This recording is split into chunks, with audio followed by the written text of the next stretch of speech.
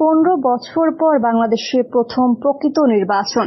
কাল 12 ফেব্রুয়ারি কি বদলে যাবে দেশের ভাগ্য? বিএনপি নাকি জামাত, কার পাল্লা ভারী? আর তরুণ ভোটাররা কি হবেন কিং মেকার? জানতে পুরো ভিডিওটি দেখুন। আগামীকালের ভোট শুধু সরকার পরিবর্তনের নয়, বরং বাংলাদেশের ভবিষ্যৎ রাজনৈতিক গতিপথ, ভঙ্গুর অর্থনীতি আর আঞ্চলিক কূটনীতির এক চূড়ান্ত পরীক্ষা। শেখ হাসিনার ক্ষমতাচ্যুতি ও পলায়নের পর পাল্টে গেছে দৃশ্যপট। একসময় রাজপথে কোণঠাসা বিরোধী দলগুলো এখন নির্বাচনী ময়দানে পুরোদমে সক্রিয়। জনমত জরিপে সুবিধাজনক অবস্থানে আছে বাংলাদেশ জাতীয়তাবাদী দল বা বিএনপি। দলটির ভারপ্রাপ্ত চেয়ারম্যান তারেক রহমান দাবি করেছেন 300 আসনের মধ্যে 292টিতেই তারা শক্তিশালী প্রার্থী দিয়েছেন। তাদের লক্ষ্য একক সংখ্যাগরিষ্ঠতা নিয়ে সরকার গঠন। তবে বিএনপিকে কঠিন চ্যালেঞ্জ জানাচ্ছে জামাত ইসলামী নেতৃত্বাধীন জোট। বিশ্লেষকরা বলছেন, দীর্ঘ সময় কোণঠাসা থাকা এই দলটি এবার তাদের ইতিহাসের সেরা ফল পেতে পারে। এককভাবে সরকার গঠন করবে না, ক্ষমতার কিংস মেকার হবে তা বোঝা যাবে ফলাফল ঘোষণার পর। এবার নির্বাচনে তুরুপের তাস জেনারেশন জেড।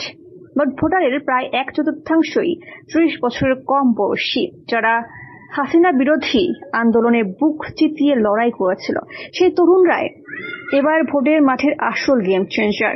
প্রথমবার ভোট দিতে যাওয়া তরুণদের মতে তারা চায় অবাধ মত প্রকাশের স্বাধীনতা এবং একটি জবাবদিহিমূলক রাষ্ট্র। বাংলাদেশের রাজনীতির উত্তাপের নিচে চাপা পড়ে আছে অর্থনীতির দীর্ঘশ্বাস। উচ্চ মূল্যস্ফীতি, রিজার্ভ সংকট আর বিনিয়োগ স্থবিরতায় জনজীবন বিপর্যস্ত। সাধারণ ভোটারদের প্রধান উদ্বেগ এখন দুর্নীতি আর দ্রব্যমূল্য।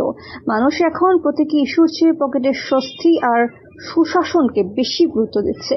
আঞ্চলিক কূটনীতিতেও বইছে পরিবর্তনের হাওয়া।